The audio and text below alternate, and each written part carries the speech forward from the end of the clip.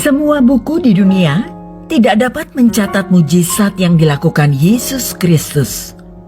Menyembuhkan orang buta, berjalan di atas air, menenangkan badai, memberi makan ribuan orang dengan beberapa roti dan ikan.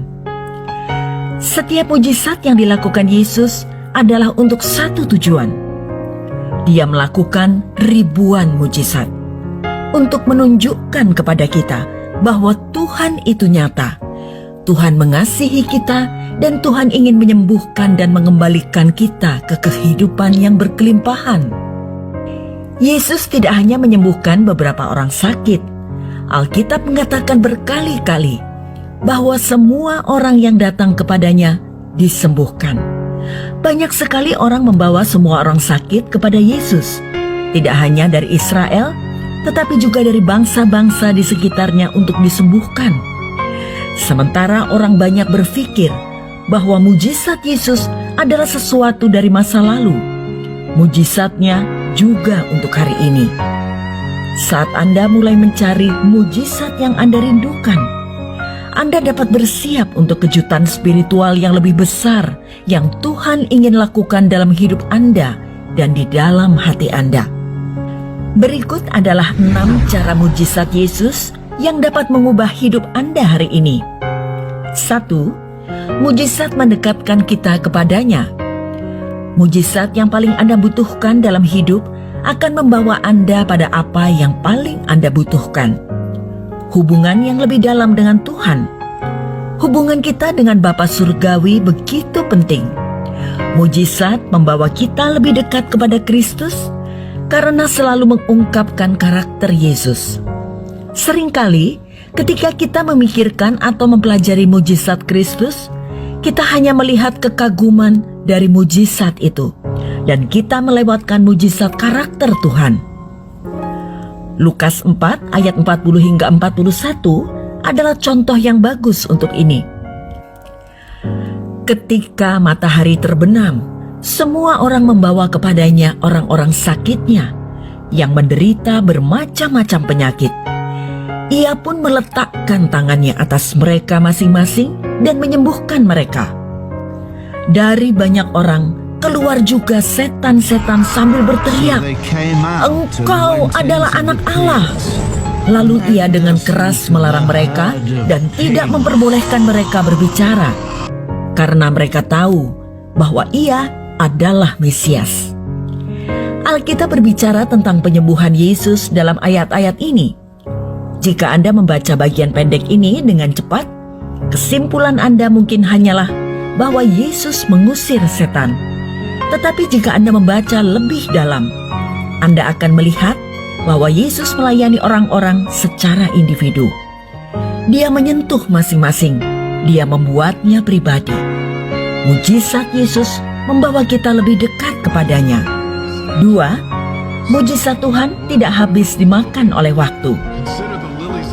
Kebanyakan orang percaya saat ini dapat mengakui kemampuan Tuhan untuk menyembuhkan. Tetapi seperti seorang penderita kusta yang datang kepada Yesus dalam Matius 8 memohon kesembuhan. Dia berkata, "Tuan, jika Tuan mau, Tuan dapat mentahirkan aku." Dia hanya tidak yakin bahwa itu adalah kehendak Tuhan bagi dia untuk disembuhkan. Penting untuk kita ingat bahwa janji Tuhan tidak habis dimakan oleh waktu. Janji Tuhan kekal. Ketika Anda membawa kebutuhan Anda kepada Tuhan dalam doa, singkirkan kata "jika" dari permohonan Anda dan berdoalah dengan iman dan pengharapan akan menerimanya. Adalah kehendak Tuhan bagi Anda untuk berjalan dalam kesehatan ilahi dan berada dalam hubungan yang benar dengannya. Sama seperti ketika Tuhan Yesus berjalan di bumi ini, tanda-tanda, keajaiban dan tindakan-tindakan mujizat masih terjadi sampai sekarang. 3. Mujizat bisa terjadi di saat yang tidak terduga.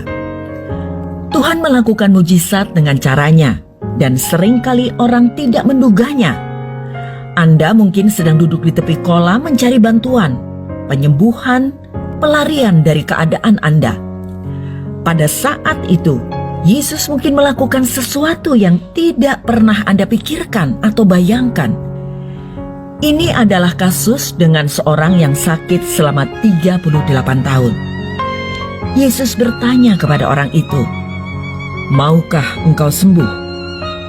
Dan orang lumpuh itu berkata kepada Yesus, "Tuhan, tidak ada orang yang menurunkan aku ke dalam kolam itu apabila airnya mulai goncang. Dan sementara aku menuju ke kolam itu, orang lain sudah turun mendahului aku." Saat dia mulai berbicara dengan Yesus, dia mulai mengalami beberapa harapan. Dia melihat pembebasannya di kolam Bethesda.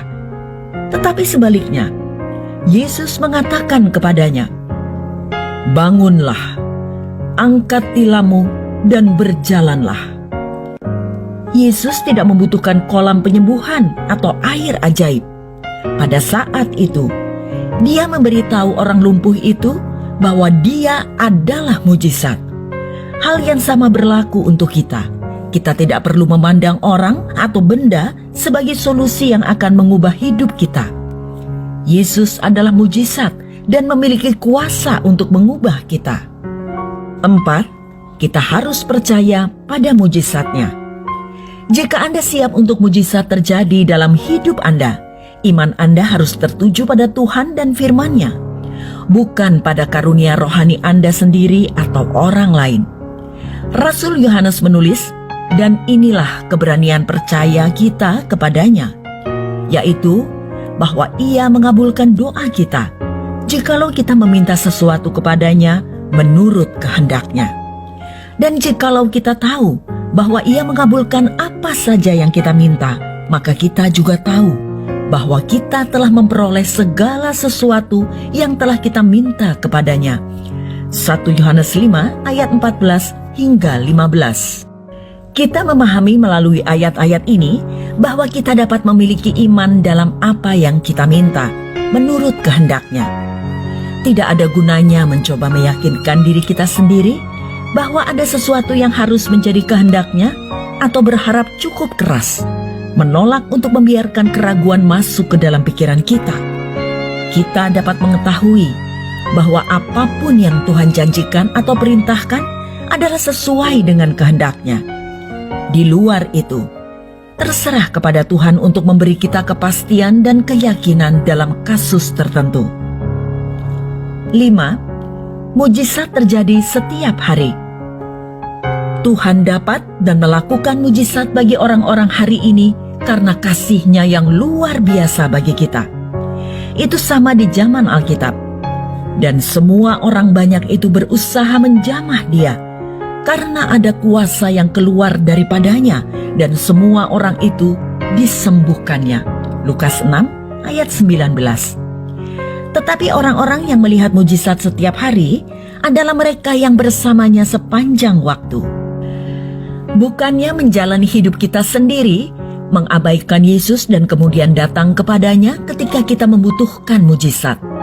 Kita harus masuk ke dalam hubungan pribadi yang dekat dengannya, mengikuti Dia setiap hari.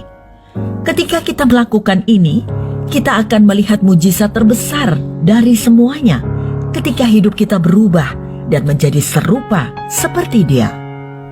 6. Penyembuhan masih terjadi. Ada ratusan kisah penyembuhan ajaib hari ini di antara orang-orang Kristen yang tidak terhitung jumlahnya. Tuhan secara ajaib menyembuhkan beberapa, sementara memilih untuk tidak menyembuhkan yang lainnya untuk tujuan ilahinya. Tidak ada yang bisa menuduh Rasul Paulus memiliki iman yang lemah, sekalipun Tuhan menolak untuk menyembuhkan dia setelah dia memintanya 3 kali. Tuhan tahu siapa dan apa yang harus disembuhkan dan apa yang terbaik bagi orang percaya dalam memilih untuk tidak menyembuhkan seseorang. Kebijaksanaan Tuhan yang lebih tinggi yang selalu berperan. Ingat, ini adalah kebijaksanaan Tuhan. Percayalah pada pengambilan keputusannya, bahkan jika hasilnya tidak seperti yang Anda harapkan. Penderitaan dan kesengsaraan kita, menghasilkan tujuan yang mungkin tidak dapat kita pahami